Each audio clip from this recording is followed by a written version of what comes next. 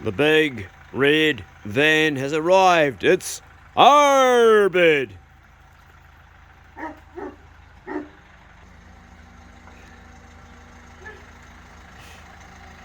Ladies and gentlemen, here's Arbed, also known as Ab. Hey bro. How are you, brother? Not bad. Good to see you, man. Yeah. I just was looking at the channel and Stanley was like, "Where's Arb, man?" One of the guys on there, he's from Hawaii actually. He said, "We're missing Arb." Well, he's back. I's back. We had a little bit of precipitation for a wee while. A little bit of precipitation there, brother. Hell yeah. So I had to go indoors, destroy my bathroom. Arb was tearing his bathroom apart yesterday when I was calling him. A bit of last week and a bit of yesterday. Yeah. I better let Bruno out because he knows you're here. He's excited. Okay, I'll have a look at the kitchen. Yeah, bro. Well, I'll show you the kitchen. Yeah, kitchen's pretty cool actually. I'll let Bruno out in a second. Yeah, it's pretty awesome. Good. I just got to take the stuff out because the flooring guy's here this morning, I think. Yeah.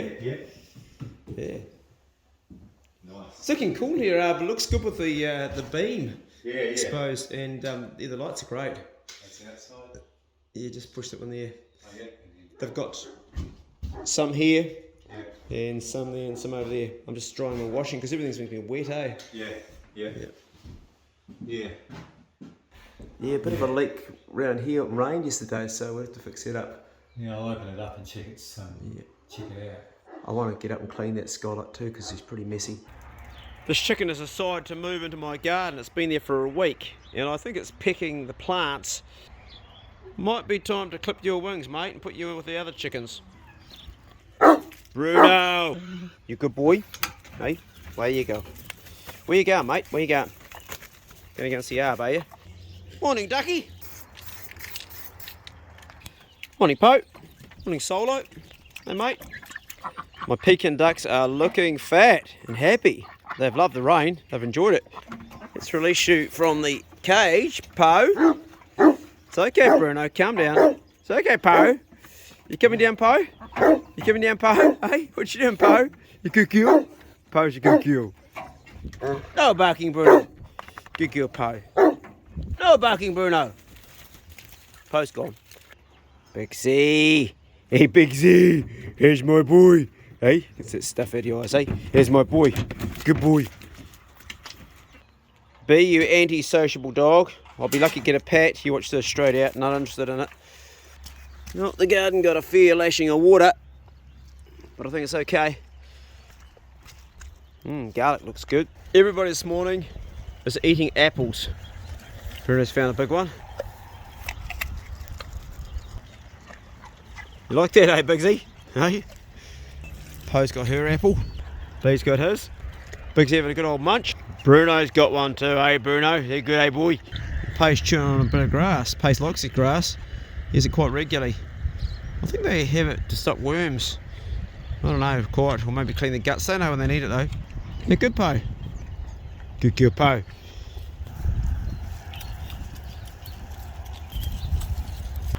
Oh, not over there, Bigsy. That's where Arb's working. Oh, jeez. Bigsy, get out of there. Not there, mate. Anyway, good morning and welcome to a snap vlog. What's happening today on the farm? Well, walking dogs first of all, doing that and feeding them. That's always my priority once I've done all my office work. I get up very early in the morning, do when it's still dark and people aren't interrupting me, and I get that done. And then I generally come out and walk dogs, although this morning we're running a bit late because it's been a big weekend. We've got the flooring man come today. Get him, B. Big come. Big come. I normally have him on a lead, but today I thought I'd let him off. He's not really listening. B come. I might put him back on a lead too if he doesn't listen. B come. B. Heel up. Not listening. Right, time to go back on a lead. And that's what he's lost his freedom. Bit hard to do snap vlogs when you've got dogs. I've let him back off again. B, get him behind. Trying to do the commands while I'm talking. They know that I'm talking to you guys and they switch off to me. He's now behind. I'm going to keep an eye on him because he's got a tendency to bugger off. We do have a bitch on heat somewhere, I'm sure of that. That's why Pace has been buggering off. So floor is going to be put down today in the kitchen. Hopefully the guy should be here by now. He's obviously having a bit of a slow start or something. Who knows? It's been pretty wet weather. Ideally he gets it all done on time because we've got a fridge coming tomorrow or the next day. And if he doesn't get it down, then we can't put the fridge down. So we're getting a brand new fridge. The whole thing's all happening. And then of course Arb is starting on piles today. Right now he's checking a leak in the roof. Well, it's actually not the roof, it's the window. And so we'll do that, and then we'll have Smoko with Arb at Smoko time. But I've got to get these dogs walked, fed, and then I've got to go and clean the floor ready for the flooring man, get that done. And also want to plant out those garlic. So that's our beginning of the day. Just another day of my life, which you guys come along for the ride. And I do appreciate you coming along for the ride. I don't really know why you enjoy watching me. I always think, why would people enjoy watching this? Some guy in his late 50s farting around an old bit of dirt building a new home. But anyway, you follow me, so thank you for following me. I'm humbled by your time that you give me, because it's all you've got, and I appreciate your time. It's all you've got, so thanks for watching me. But it's cool too, because I get to share a bit of my life, and I live alone, so it's kind of like I've got someone to talk to. I always feel like when I'm talking to the camera, I think of normally 3 or 4 different people at a time. Sometimes I think, like in the comment section, I pick up different people, and particularly people that offer stuff that's useful to me, like Jerry. He's one of my followers, and he sent me a really nice filleting knife about a year ago. Jerry's good because he knows stuff, and he's helpful. Another guy, Art G, I think calls himself, he's got some really cool comments. It's endless really. Nick, he's on there. Who else? Sean, he's regularly in there in the comment section. Selwyn's always in there. Colin Price is always in there. There's a whole lot. Right, we'll keep an eye on these dogs, and we'll turn around and come back in. Heel up, Pope. Heel up, Pope. Good girl. Oh, Bigsy's right at the middle of the paddock out there. What you doing out there, Bigsy? Hey? Bay, get in. Pace, get off the road. Pace, get in. Pace. Get in, Pace. Pace, come. Good dogs. Heel up. Bruno, come. Bruno.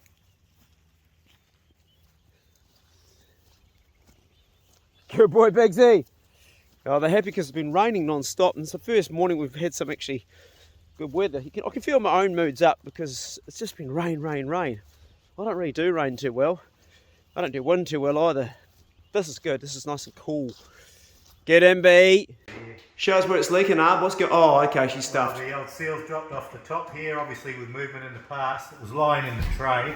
Yeah. It's supposed to run along this top, all the way along the top lip, and the seal's against it. So this water here is wet here, so it's come through the seal. Right. The seal's quite damaged, so I might have to see if I can order another one. I can try and pry it into place. It sits in a groove in the aluminium. Yeah. But it's quite a possibility that I may need to, because it's split in some places. Try and get a whole new seal. Yeah, it'd be the idea. Maybe get a photo of it, or I don't know. Yeah, I've got to try and find the model name as well. Okay, Brad. Well, that's good. We got know what it is at least, anyway. Yeah, well, that's certainly contributing to it, isn't it? Yep. We've got Steve here now, and he's about to start on the floor. I'm just picking up all the stuff, mostly dog collars we charge on the weekend. Bigsy, into it. Here, Pete. Just a snack for Bruno. Good boy. These guys want posse, but you're not having it, eh? Arb's worth absolute gold here. He really is. So we've got another busy day with him here, and Steve's into it now inside. We've been keeping him locked out because there's a bitch on heat. Come on, mate. Come on. We can have this in the house truck. And take that and put it in your bed. The bed you destroyed. The old couch is pretty much stuffed. I know what you want. You want an egg, don't you? I've cut back on cream, so I'm only having about a teaspoon of cream and water, because I want to stay in a faster state, and I'm noticing the cream's knocking me out a bit. Doesn't taste quite the same, but hey, we do what we do to stay healthy, and it's keeping me better. Still not a bad coffee, I don't mind saying so myself. A little bit of cream, and dogs will drink water every time. It's made from bark. Not everybody likes cinnamon on their coffee, but I love it.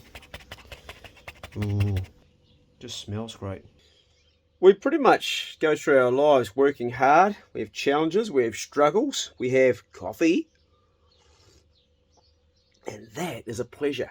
But we don't have that many pleasures in life when you break it down. What is there? Food, sex, Sex, drugs and rock and roll. Okay, forget about the drugs. Well, coffee's a drug. I guess that's part of it. But where do we really get our pleasures from? And for me, it comes from planning to do something, having something to look forward to, and having something to do every day.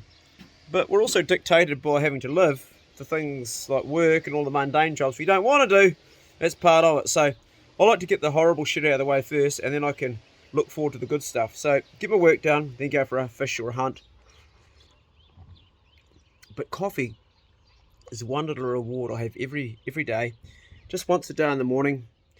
Unless I'm having a particularly hard day and I'm tired and I've had enough sleep, I might smack out another coffee. But that's just a whip to the horse, really. You don't really get something from nothing. So you've got to be careful that it tires your adrenal glands if you have too much coffee. One's enough.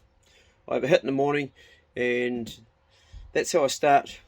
Probably, it's not breaking my fast, but first thing that goes in my gob. Sometimes I have a lemon juice, like a freshly squeezed lemon with a bit of apple cider vinegar into water if I feel my stomach's not feeling great in the morning. That's the way I sort of bounce it out a bit. That works good. Apple cider vinegar is good, but I don't do that every morning. But the coffee, well, that's the thing that I really enjoy. I love it. I love the smell. I love the taste. I love the warm cup in my cold hand on a cold morning. The aroma's good. I like making it. It's a ritual. Yum. Tastes good. That's what I'm looking for. Waratahs for Ab. He's going to use these for his piles. So we're going to take those over to the site. This should be enough, I think. This is going to be an awesome project, this one. It's been raining non-stop, so we're just having a chance to get started on this project. But this is going to be a cabin for young Daniel. And when he moves out, for the next young guy that needs a place to sort of get a start in life with things. So my goal and my dream is to build maybe 2 or 3 of these. We wanted to do a log cabin, and we thought about it, we looked at it, we just couldn't get logs and everything. But I've got a bit of bush here, so we can put one here, and it's north facing. So currently he's in the caravan up there. And all he's got to do is 2 hours a day work on the farm for his keep and his food and his power and everything. So it's a good deal. We could put another one on here. And the idea is a little community. We're going to have a compost toilet. We'll probably make them off the grid. Solar power. There's plenty of sun. And teach the young guys how to grow their own vegetable, how to hunt, how to catch fish, how to process the meat they catch, like field dress it, how to do all their filleting properly, how to utilise every part of the animal, and also grow veg and live off the land and the sea and the mountains and the lakes and the rivers and everything around us. Because life is uncertain. It really is. We forget very quickly what a pandemic can do. It can lock us up for a long time where we can't even go to work.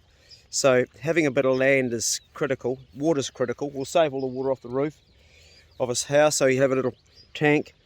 And used to be thrifty, not to waste stuff, to reuse stuff.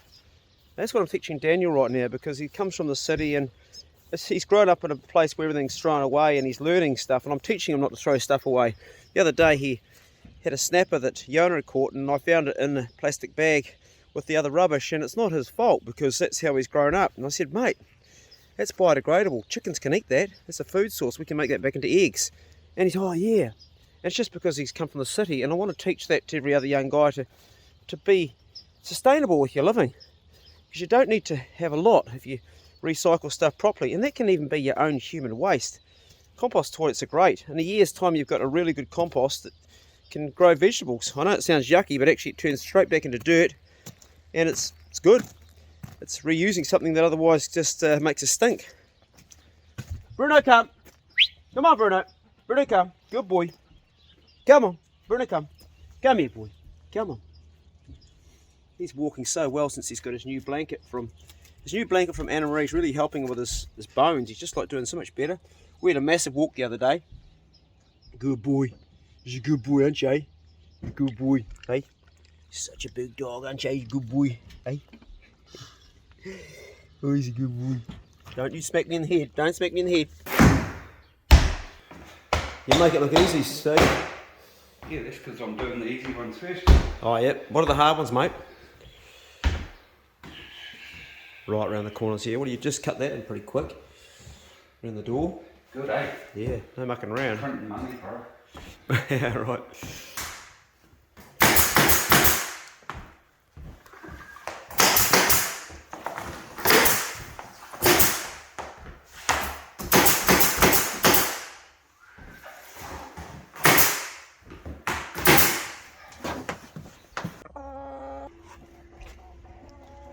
Wow, these guys are pumping the eggs out right now.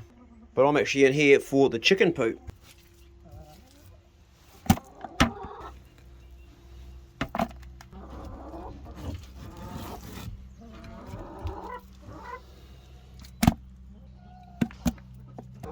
You just laid me an egg, did you? Thank you. You coming out?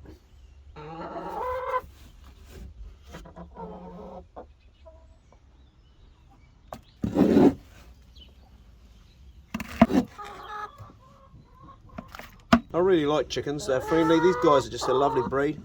You can just about touch them, look. They don't run away. That white chicken on the other side, they're sort of like wild, but these guys here, they're curious. And they'll let you peck them like that there, eh? The other guy's gonna come over. Cool. Really enjoy doing this. These sorts of jobs, some people would probably go, yuck, shit, but to me, it's fertiliser for the garden to feed people. Feed people that I love. I get quite a lot of, I wouldn't say hate mail. I get challenged a lot by, particularly vegan. Not so much vegetarian, a lot of vegan. Stop killing animals. That's what they often just say, stop killing animals. I think what they fail to realise is that I actually love animals. I love my chickens, I love my ducks. Yes, I kill them, but everything's got to die of something. And they wouldn't even be born, they wouldn't even be here if it wasn't for me, because I grow them, I breed them, and same with sheep. They wouldn't be there, cattle wouldn't be there. We grow them to eat, so we give them a life, and we give them a good life, a much better life than an animal has in the wild. Nothing in nature dies nicely. There's no such thing as rest homes for animals in Africa. They all get eaten, and they often get eaten before they even get a chance to live, and they don't get eaten well either, they get eaten alive. These guys all come to see what's going on. The hyena will strip the back straps off a zebra while she's still alive. They'll kill everything. Look at that for a good pile of shit. Hey, where you go, man? I'm trying to work here. What's the story? They'll come around. So, here in New Zealand, we have nothing that naturally predates on the animals. Oh God, look at that for a good pile of manure. Away you go. So we have to do the work. We have to equalise them. If we didn't, they'd get way out of control because there's nothing to do that. It's part and course of nature. Everything has to work in harmony. But harmony means death. It means death and destruction. That's part of it. That might sound like a contradiction. But you would have absolute chaos if you didn't have killing. You would have starvation, you would have the weak breeding, creating more weak species. They would mutate into weaker species. Killing is important, and the fittest, they survive and go on to breed. Alright, there's a good pile of shit. Look at that, that's just good stuff. So if you're going to write to me and say stop killing, Clay, just stop and think for a minute about the country I live in. I live in New Zealand, where every four-legged animal has been introduced. There's no native four-legged animals in New Zealand, not one. And there's nothing that predates on them other than man. Nothing that kills the wild pig other than man. Nothing that tracks down the deer other than the man, the goat, the feral hare in the mountain. They're not tame, and they all have to be regulated. And that's where hunters are so important to the biodiversity of our country. And that's a good pile of shit there. Look at that. We're going to grow some good veggies. Anyway, I'll Karen clean this out. All my mates have come to see me. They've all come around. A whole lot of them. It's a tiny wee space, so I actually asked young Daniel to clean it, but I think he was probably too big to fit in here, or he just didn't want to get involved in all this shit. We've got about a third, or just over a third of poo out of here. G'day, mate. There you go. Hey? You're a nice looking chicken, aren't you? You're in good condition. You're in good condition. You guys are well. You're fat. House there I've just come out of. And they all come down here to say, g'day here at the gate. Got a fresh bucket. I'm pretty much sure Daniel's got all this shit here. We'll see what's in here. Oh yeah, a little bit in there. We'll grab that. Check our feeder's doing okay. Make sure it's got no sticks underneath it. Otherwise it doesn't work. How's the feed situation down here, eh ladies? I know, we're good. Oh, more poop in here, eh? Gold. Absolute gold.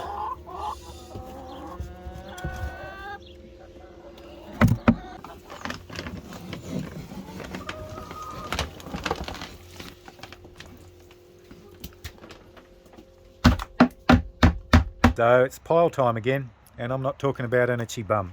I'm talking about piles. So with the smaller ones, I can do the usual 2-cut checkout. Oh, yep. I do, you know, one through the saw, one with the saw, one through the saw, and that makes it super quick. These are bolting on with a stainless bolt to the bearer, 12mm bolt. But with the longer ones, I can't manhandle them on their edge through the saw, so I'll have to do them traditional way, which is cut it through with the saw and then just chisel it. Oh, okay. Yeah. I can kind of cut it a bit that way and a bit that way with the saw as well, and I can cut it a bit that way, but I end up having to, because of the round curve of the blade, I end up having to do a bit of chiseling, but that's cool. But because this is too cumbersome to hold a 1200 high pile, Yeah. and because the piles are all staggered in length because of the nature of the slope, Right. yeah, they've just got to go into the footing well. So yeah, it's pile time now. How deep do they go down, Ab? That varies. I've got some anchor piles in the corners, they're 900 deep, and I get the pile down to 100mm off the bottom. Right. There, and they're providing a bit of bracing, but they're also piling a bit of anchor as well, so when there's an earthquake, you know.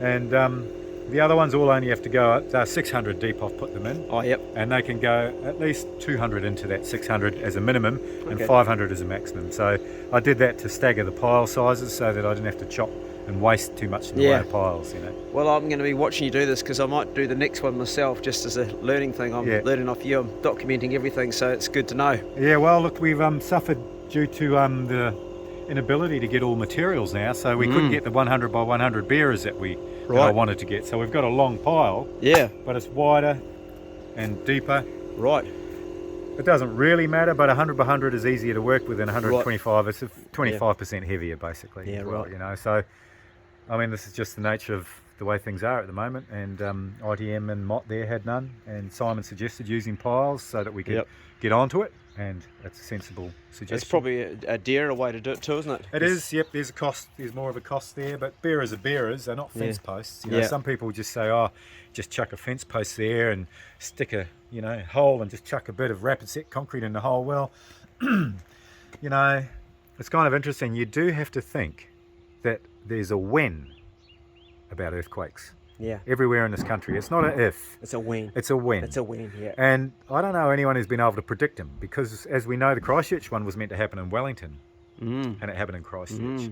So in that respect, you really got to just keep it in your head. And they talk about the main divide going. Yeah. And they say it's what, 30 years over, 300 years overdue or something. It's going to be crazy when that happens, yeah, mate. And we're on excuse me, we're on the west hand side of the main divide. Yep.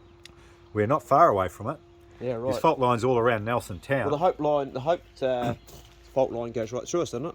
I think it's very close. You can get an overlay on the top of the South website with the council. But so really, you just want to, you got to think about this. And I've seen this happen in Christchurch because I grew up there, and I went back afterwards to have a look. That if your house is reasonably intact, because we're talking about a massive situation, if it's reasonably intact and reasonably sound, you might be able to have a roof over your head for a bit of duration.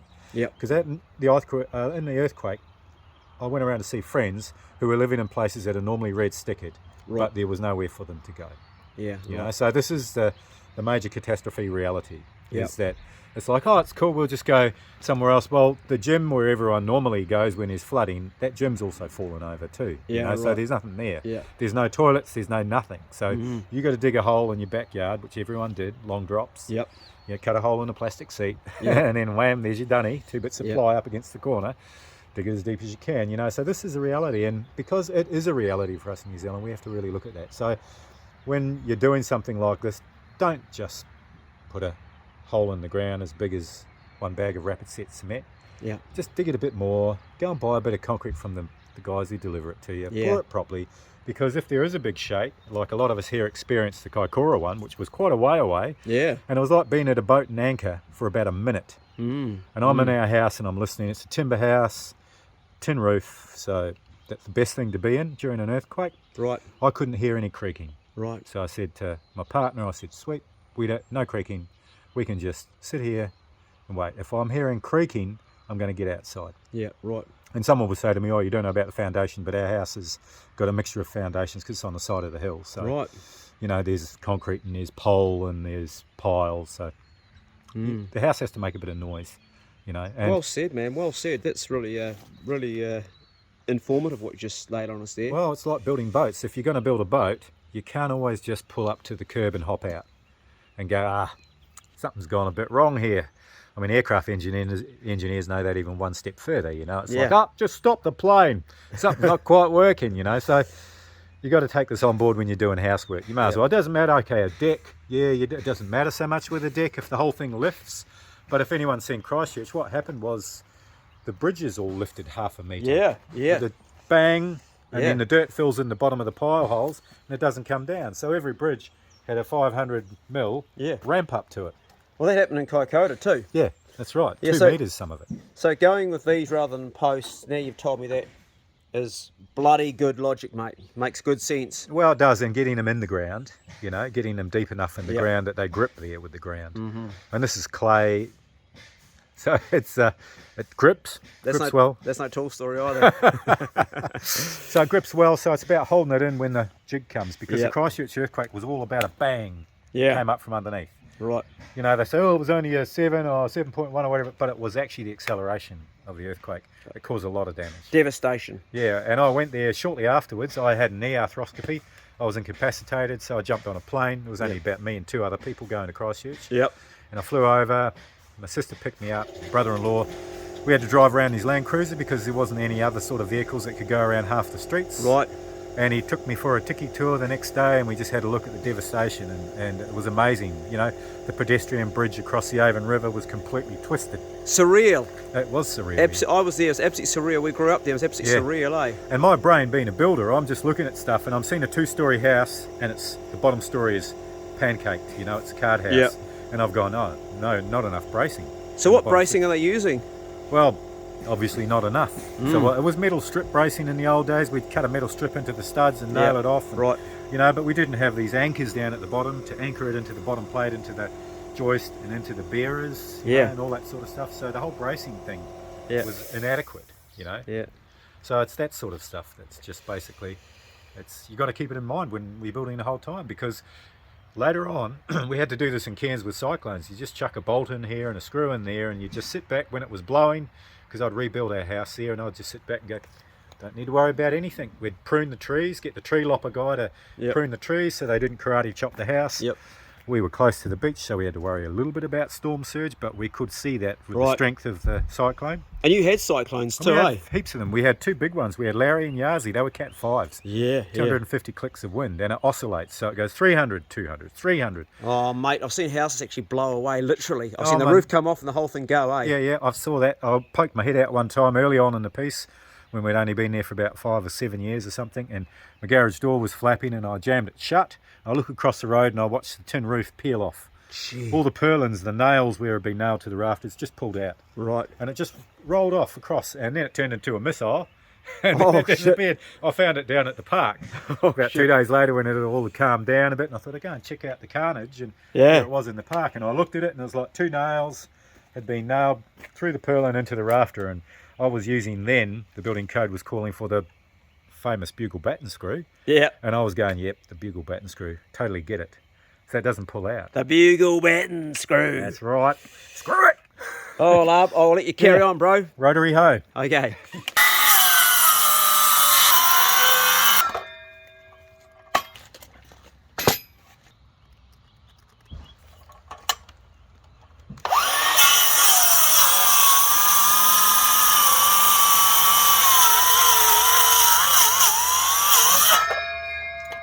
Yeah, they're wet, aren't they? Yeah, very wet. You hear that?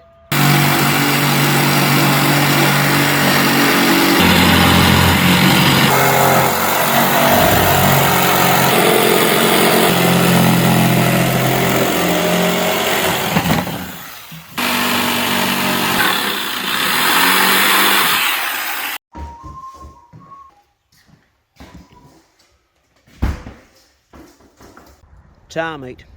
Jerky now. I've been smoking it for the last 3.5, 4 hours. Right now the wind's come up, so the smoke's not going on it. That's okay, because I've got a fire with a pan on it. And I'm also making now a a video of what I eat in 7 days. I'm actually salivating while I'm talking to you because I'm starting to think about what I'm going to eat. If you eat once every 24 hours like I do, then you really enjoy your food, but you also make sure that it's a fully nutritional meal. And today I'm having sardines, which is a very, very high in omega-3. Of all fish, it's the highest in omega-3 and it's the lowest in mercury. It's also very high in calcium. From a tin of sardines, a couple of tins, you'll get you about half of your daily requirements in calcium, which you need to have strong bones. And it's also a very good form of protein. The fatty acids, well, the omega-3 are the good fats in it, so they're really healthy. Those little silver skinned sardines are packed with nutrition. Because I've got a fire going here already, I thought, well, I'll utilise the heat rather than waste gas. It's a good way to be sustainable, use when you've got something hot burning, so I thought I'd do my meal down here today. Plus, it's nice when you do stuff on the fire, it's just fun to do. Good boy, aren't you? Hey? It's in a little warehouse box with some blankets. Good, eh? It's been a frigging awesome day. I have put on YouTube a very short, like 45 second minute clip of my smoking tar on YouTube Shorts. It's kind of like TikTok on YouTube now. I don't know how it's going, but I've used that feature. I'm trying to talk and do... No, you're not sitting on my knee. Pace in your box. Stay in your box. I will bring the whole video of bush smoking the tar meat. I'll be working on it anyway. It's late, very late. And man, I've been up for so many hours and I think I need to sleep. Like you need to sleep too. So I thought I'd finish up with a bit of harmonica for this video. Hope you enjoyed it.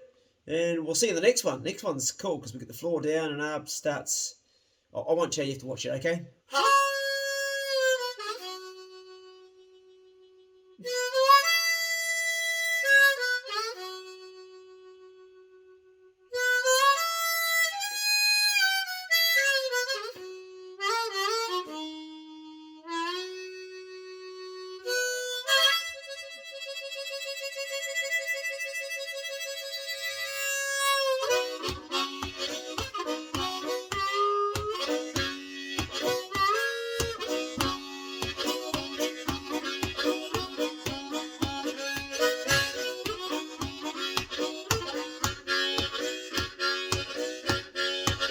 I'm singing dog and knife, dog and knife. I haven't got time for a white collar life, yeah. I'm rising early in the morning, just about break of day. I got 4 dogs on the back of the truck and I gotta get away. I'm singing dog and knife, dog and knife. I haven't got time for a white collar life, no. I got a crap there cruiser and a worn out back. From shaking them piggies up and down the mountain track. I'm singing dog and knife, dog and knife. I haven't got time for a white collar life, no.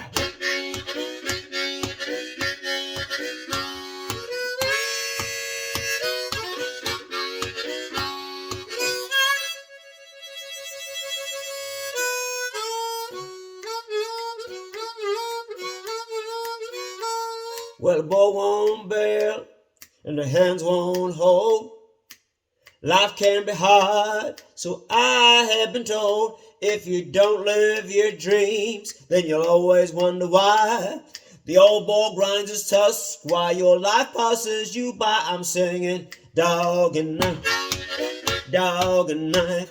I haven't got time for a white collar life. I'm singing dog and knife, dog and knife. I haven't got time for a white collar life, yeah.